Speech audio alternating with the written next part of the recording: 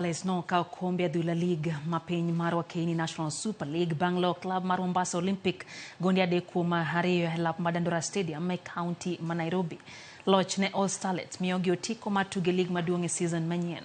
Jatugo Monica Itot nolo ne club mar Kisumu All Stars gol mokwongo kata mano Mombasa Olympics noyudo gonde ariyo mapiyo okalo kuom jatugo Bush Nell Sharon na mano loyo e dakika mar 28 gi 39.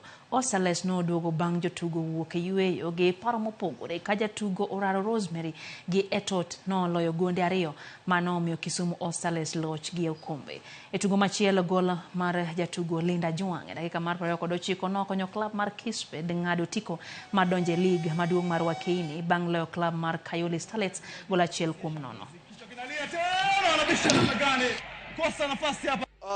Nasema hii NSL it's a very good tire in terms of kupatia wasichana platform. Imewapatia nafasi kubwa sana ya kukuza talanta kwa sababu sasa hata ukiangalia NSL na Premier the difference is very slim.